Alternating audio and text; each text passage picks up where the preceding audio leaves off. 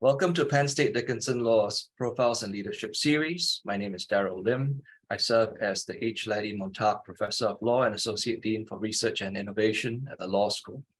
This series offers an unparalleled opportunity to glean insights from top leaders who serve in government, education, the private sector, and civil society. In each episode, we invite these leaders to reflect on their journey and skills, core values, and qualities that make them the leaders they are today. We're very pleased to have Ivan Fong. Ivan is the Executive Vice President, General Counsel, and Secretary at Medtronic, and a leader of Medtronic's Executive Committee. He serves and leads the global legal, compliance, and government affairs teams and serves as Corporate Secretary to the Medtronic Board of Directors. Ivan has been recognized as one of America's 50 Outstanding General Counsel and one of the 20 Most Influential General Counsel by the National Law Journal. He has a track record of guiding CEOs, business leaders, and boards through complex legal and policy issues, building and leading high-performing, high-trust teams, and driving inclusion, diversity, equity, and accessibility. Welcome, Ivan. Thank you very much, Daryl. It's a pleasure to be on this conversation, and looking forward to having a great conversation and chat. Thanks, Ivan. Let's start with your first year plus at Medtronic.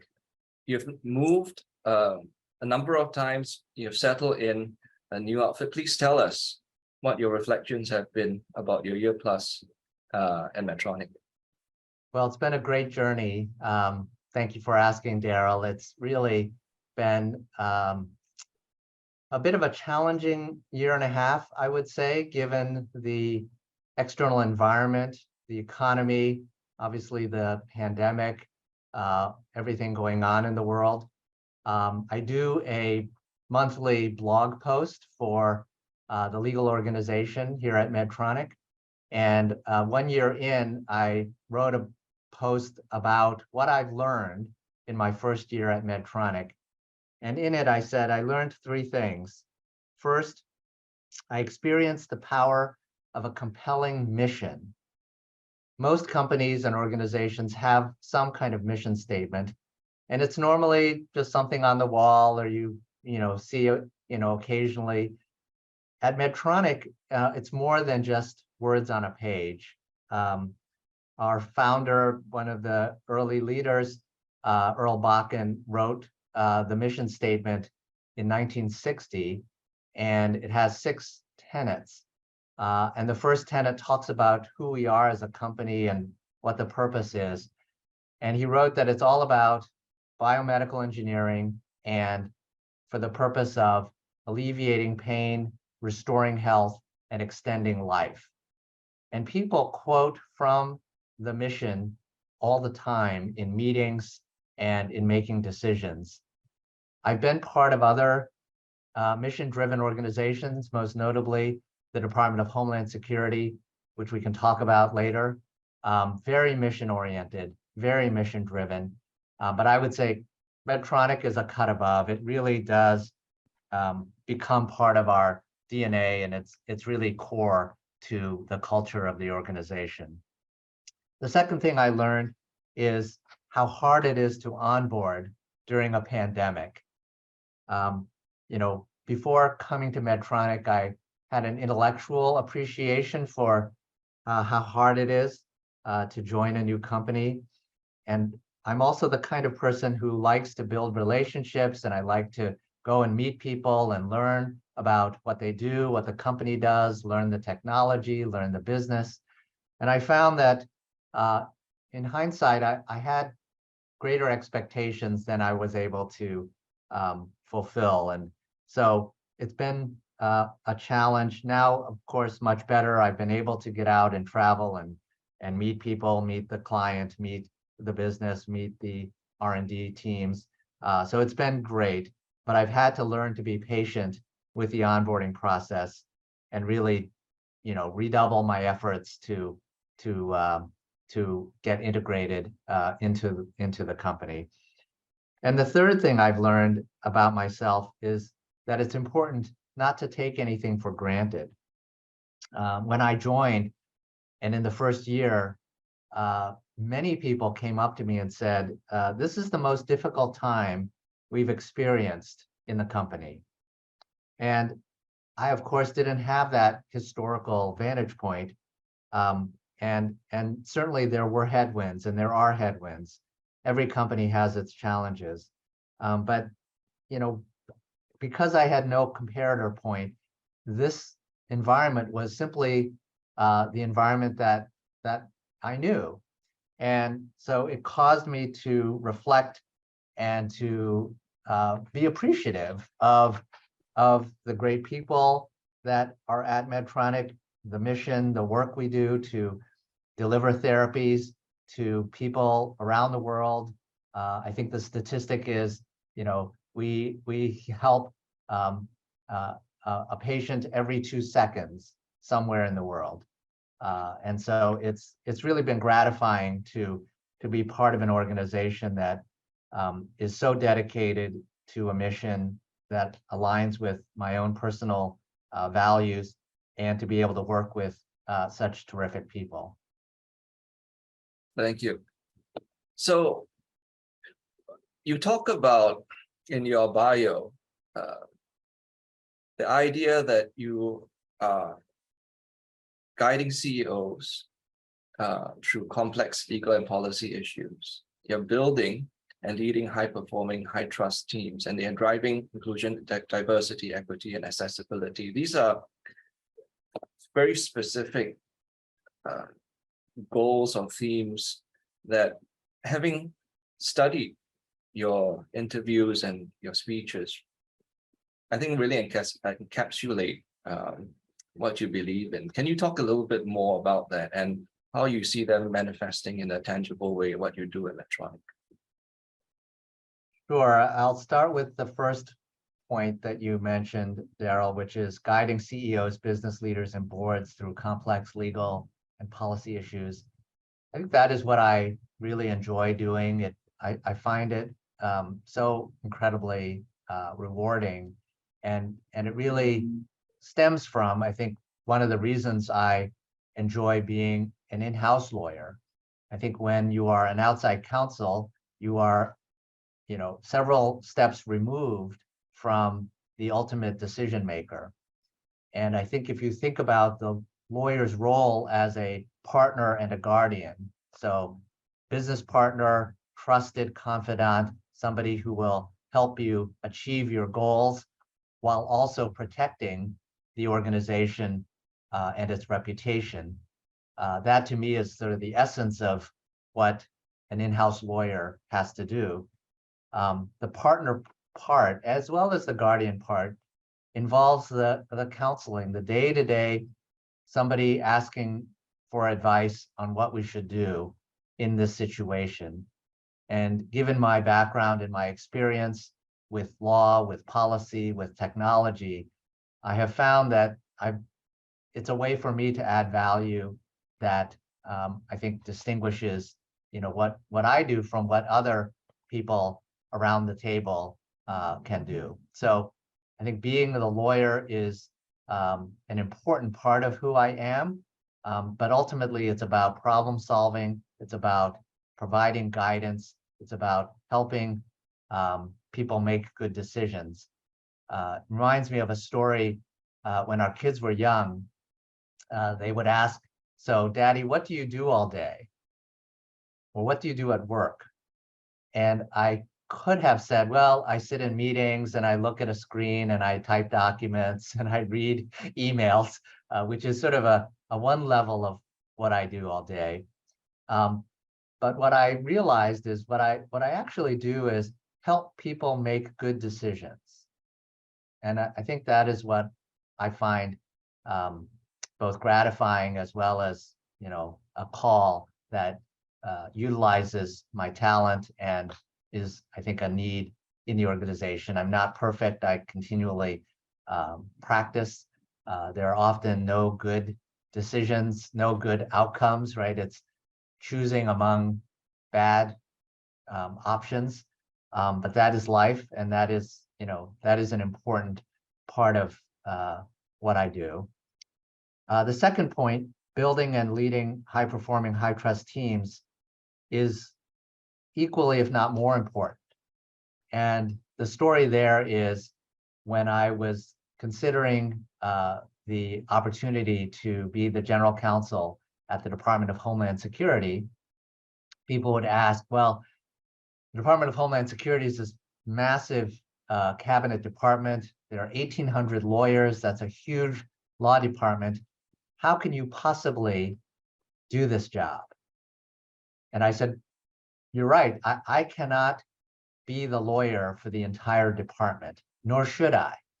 My job really is to articulate the compelling mission and vision and develop a strategy, and then really surround myself with people better than I am, who will then execute and lead their teams to pursue the mission. And so I learned in that job how important it is to build and lead a high-performing, high-trust team, because we do not operate alone or in silos or in a vacuum.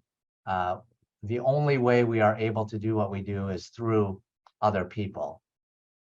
And then your third comment about driving inclusion, diversity, equity, and accessibility has really been core to who I am as a person. I think you've heard the story about when I was in boarding school in Hong Kong and felt excluded.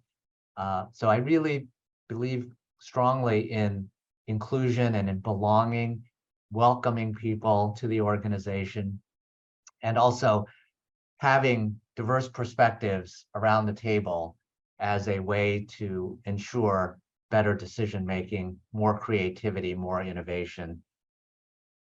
Accessibility is important. If people aren't able to access the space where we are able to make decisions or have discussions, it's not very inclusive. And of course, equity is important for all kinds of reasons, not the least of which is the history of marginalized and oppressed people, and making sure that we offer opportunities to everybody so that we can leverage the talent that we have in the company, in the country, and around the world. So I know that's a long answer. I don't know if I answered your question, but I am very passionate about all of those three things. Thanks for sharing your thoughts on those issues. It's, I think, remarkable at the level of introspection that you commit yourself to, even while you try to be as practical and as accessible and as helpful as possible in your various roles. Let's talk about the startup man that you are. And a footnote to that, we're going to avoid footnotes. This is a self-contained podcast, but you had mentioned a story of you in Hong Kong. I think it's worth listening to. So we'll include links to your earlier interviews for people that want to hear more about that. But also, when you were doing an earlier interview, you talked about how you helped start a certain organization at Stanford Law School. You had started at Department of Homeland Security, other initiatives, and at 3M too.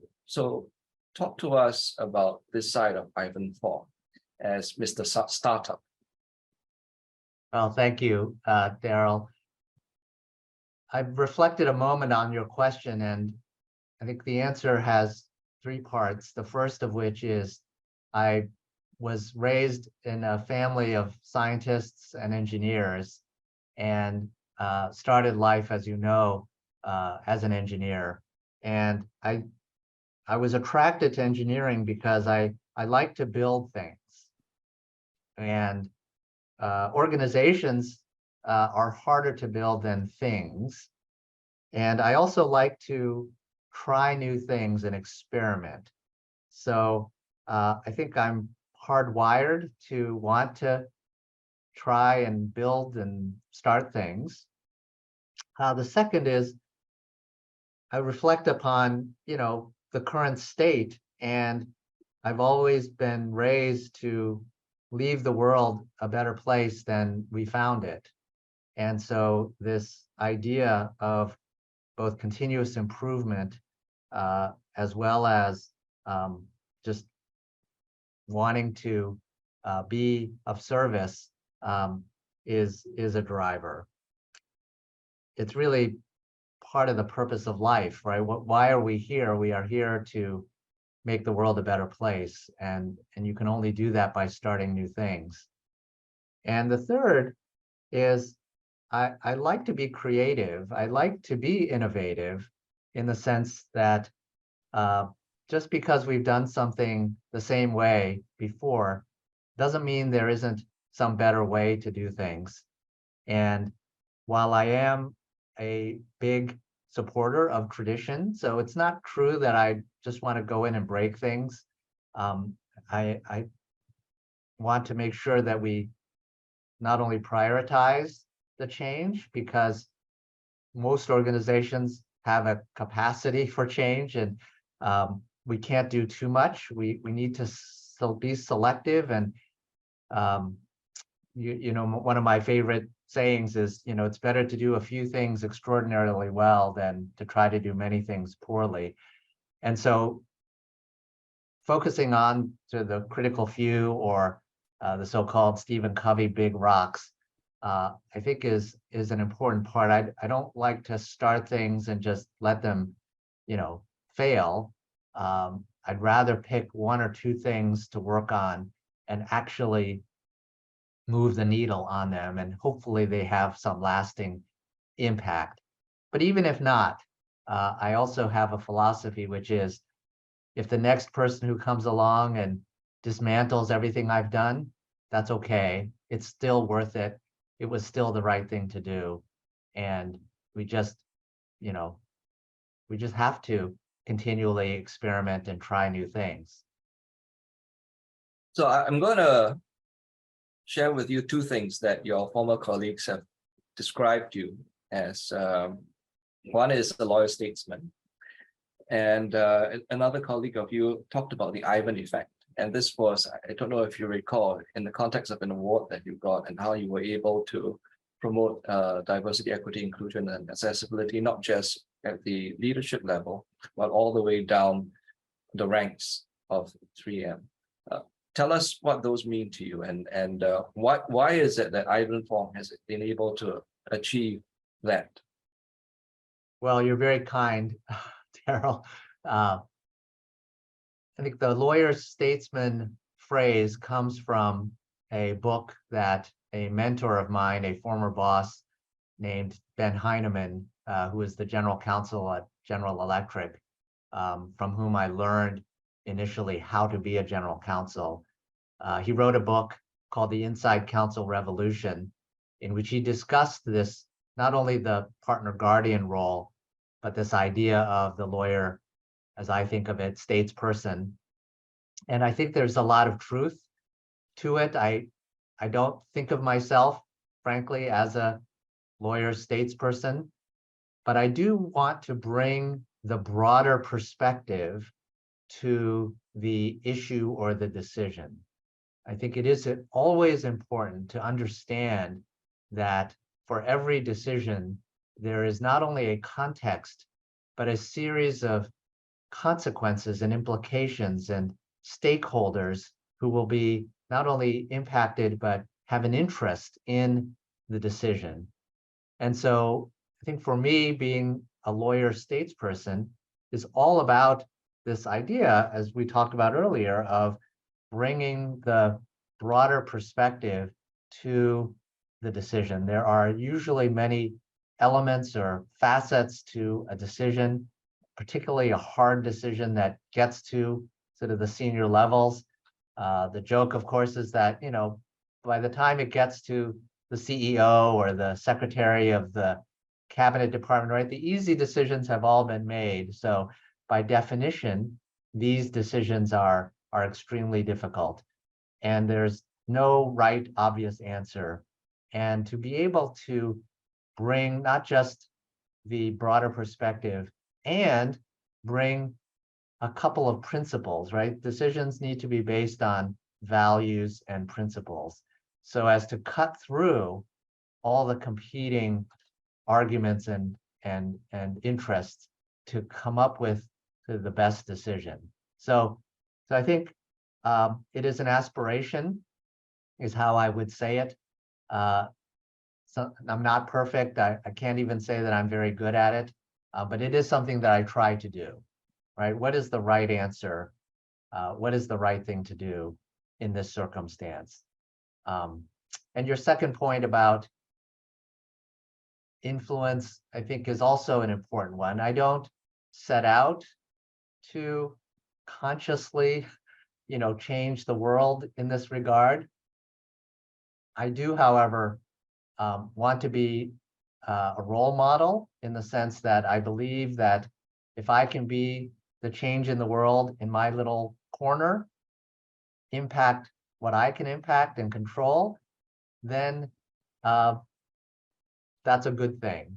It's the Bobby Kennedy quote in his speech he gave at, I believe, South Africa in the early 1960s, about being that little pebble in the pond that sends forth ripples into the pond that may have influence far beyond what the initial pebble was doing. And we all have that opportunity to be the pebble in the pond.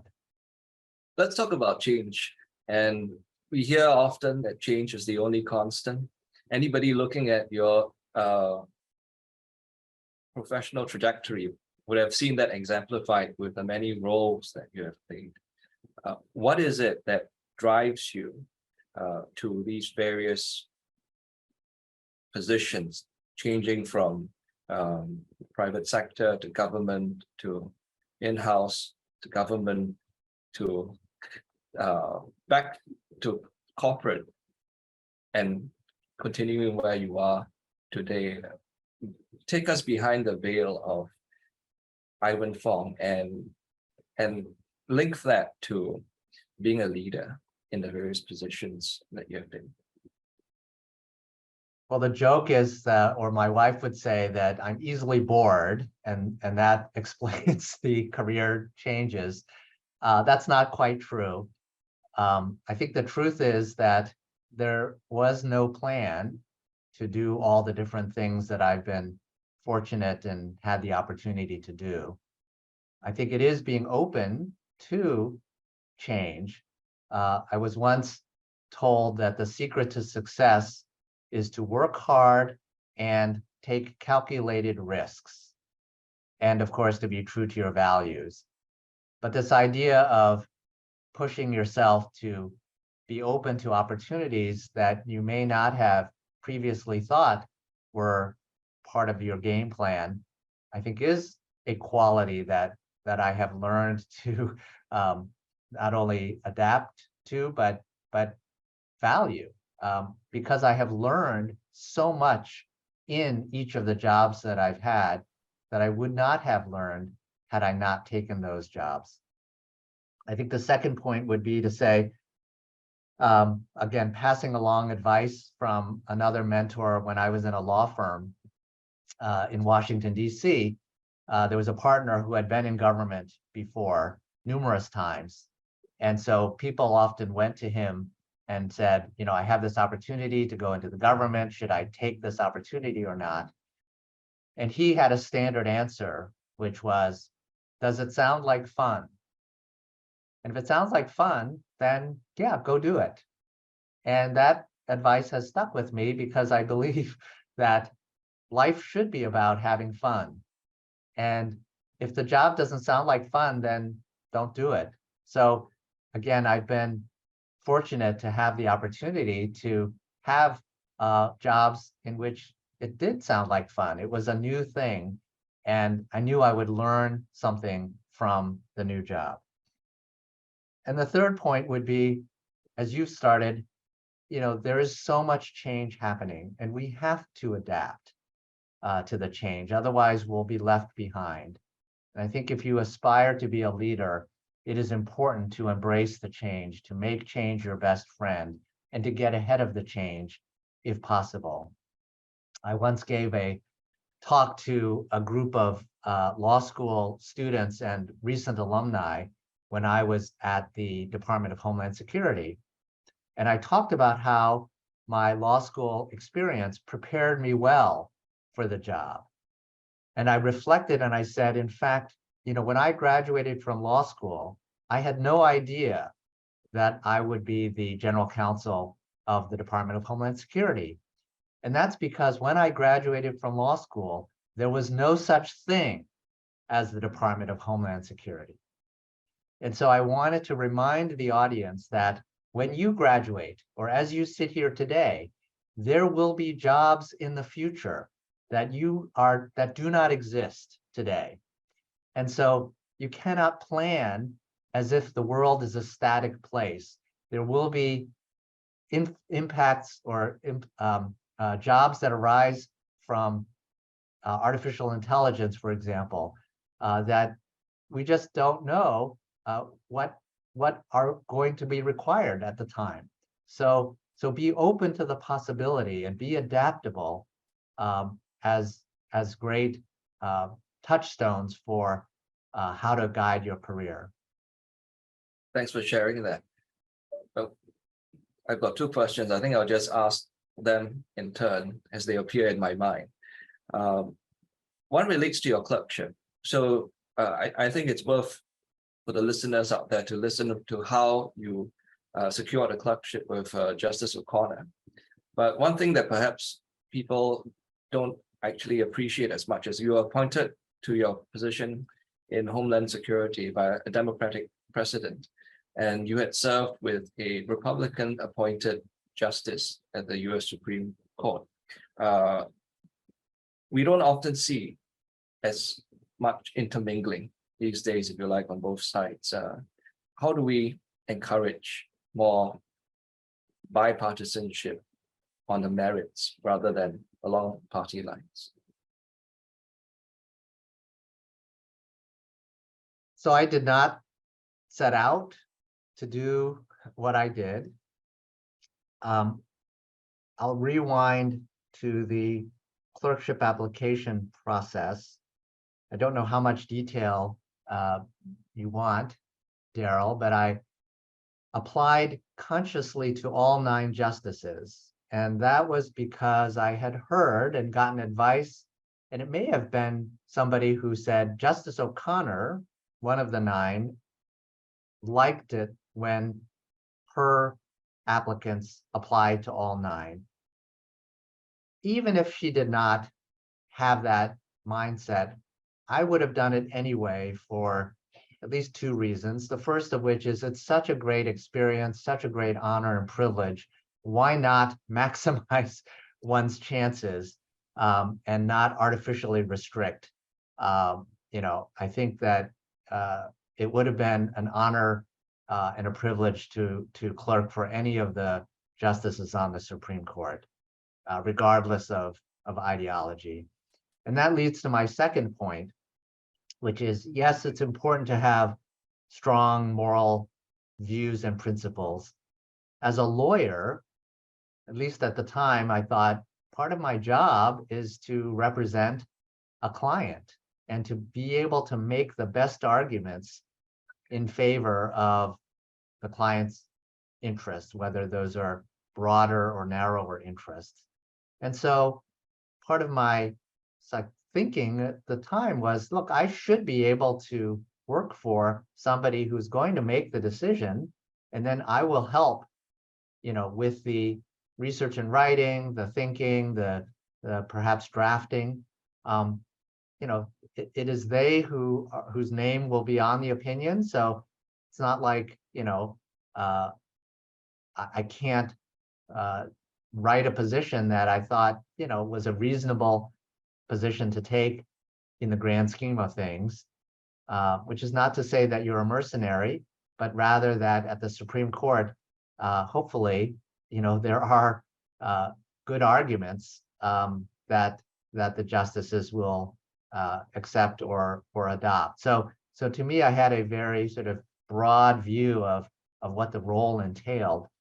And as it turns out, in the interview with Justice O'Connor, I think it was relevant, the fact that I was, the subordinate, right?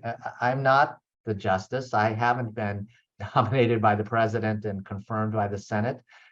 So my job is to help support you, and that's what I wanted to do. And I think that was appealing to her. I also believe that there were justices, Justice Scalia was one of them, who deliberately wanted to have a variety of viewpoints among his clerks.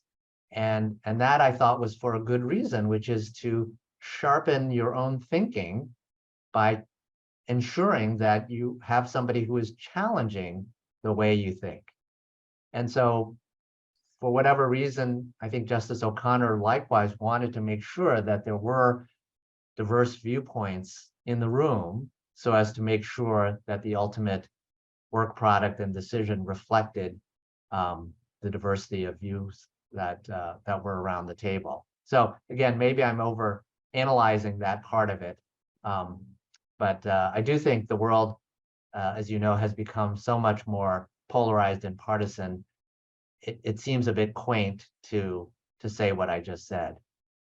But it's a great comment, Daryl, on how the world has changed. Thanks for sharing that. I think it's a good pause for reflection. Ivan Fong is a son, he's a husband, he's a father, and a man of faith. In an early interview, you talked about the 4 lessons you learned, I think, from your father: health, helping others, do your homework, and then have leisure time.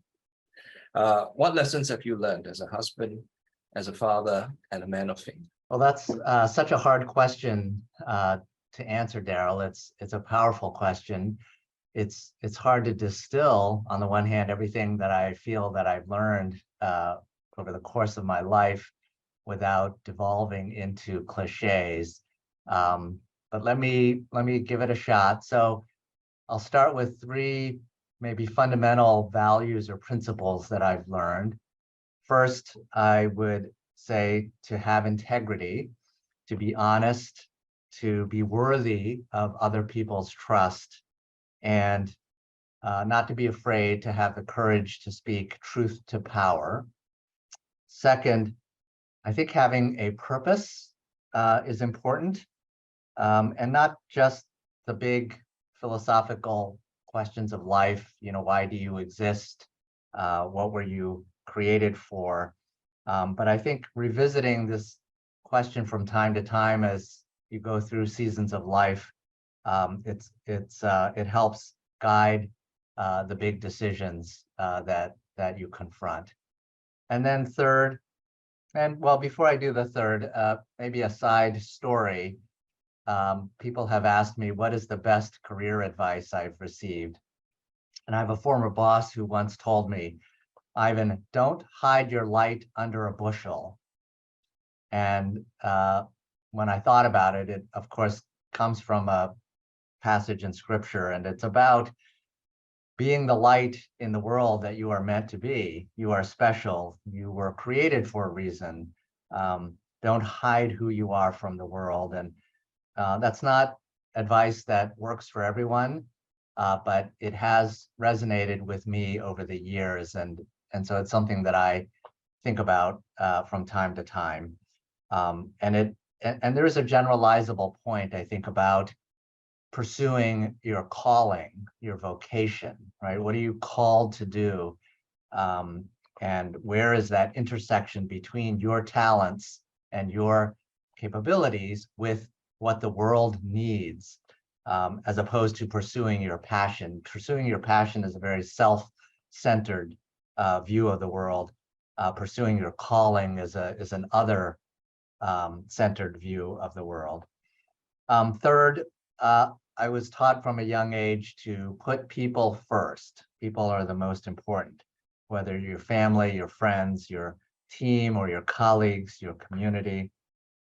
Like it or not, we are all interdependent. We are stronger together.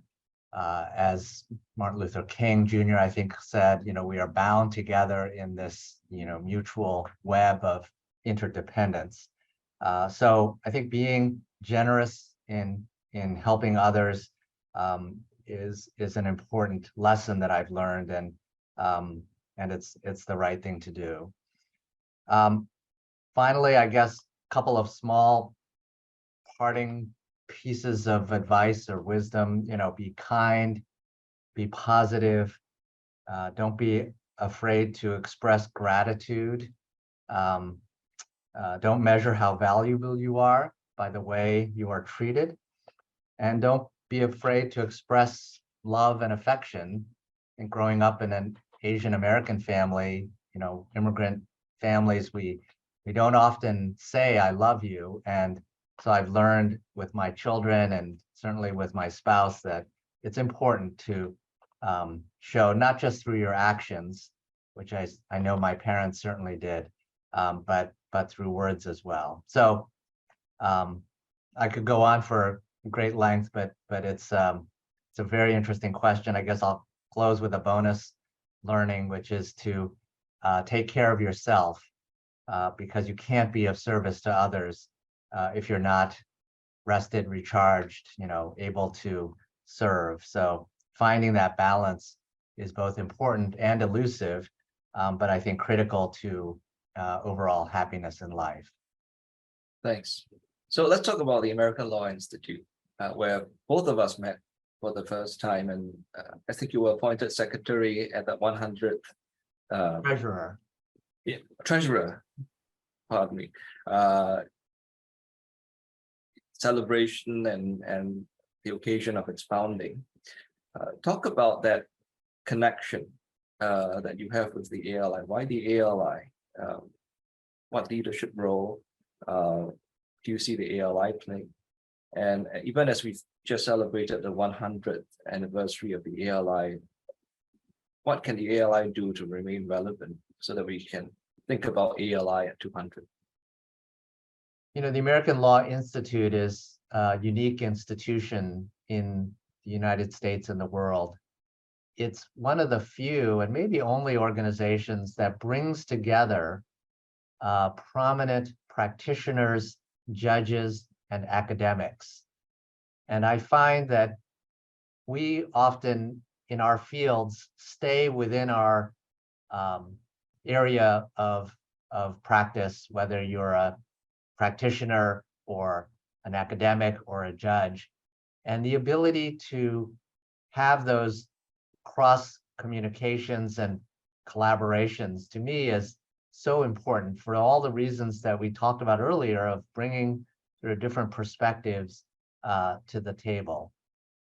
Secondly, the culture of the ALI is such that it's so collaborative and collegial that we are able to have reasoned debate. We do have sharp differences. We debate them with a lot of passion, and yet the discourse is very civil. And so I think that too is unique in today's environment. And third, it really has given me an opportunity to get to know and work with just some terrific people. I just like the people who are also part of the ALI. And so I didn't set out in life to become a member. I was invited to join by a former boss of mine when I was at the Department of Justice. I went to a few meetings. I enjoyed meeting the people. I was asked to join the council, which is the governing board or body. And over time, I don't want to discount the decision. I remember the saying, right? 90% of life is showing up. I think I'm just somebody who I show up, I try to contribute and add value. And I think if people recognize that I'm willing and able to perform in some kind of leadership role, and I believe in the mission and believe that there's good to come from what the organization is doing, then I'm happy to continue to serve in some leadership capacity. So it's a terrific organization. How will it stay relevant? I think as it always has, which is I don't know how much people in the audience know about the ALI, the signature work product of the ALI are things called restatements. So an effort to restate the law. So read all the cases and look at the common law and come up with black letter principles.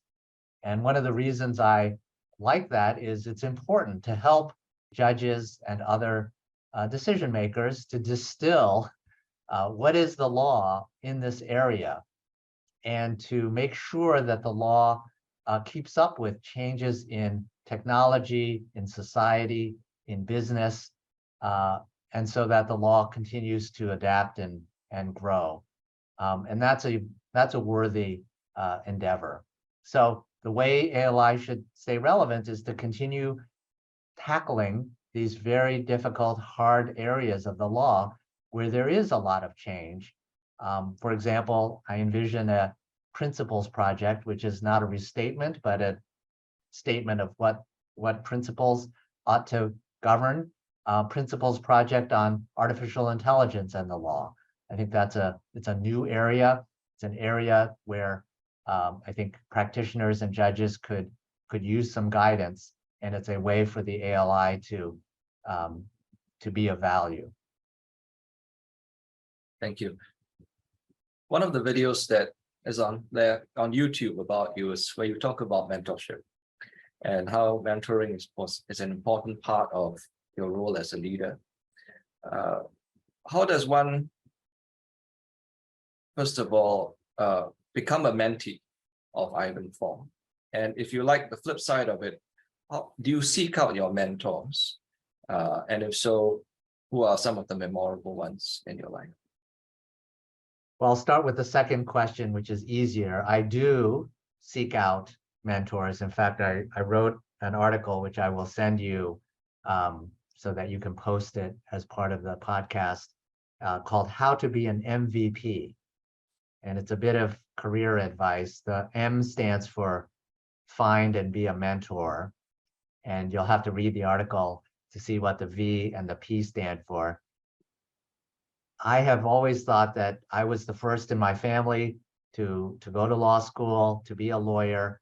This was a very different, field that I had no real experience or knowledge in, as many others do. And so finding somebody who could help me navigate, whether it's the organization or my career or other decisions that I would have to make.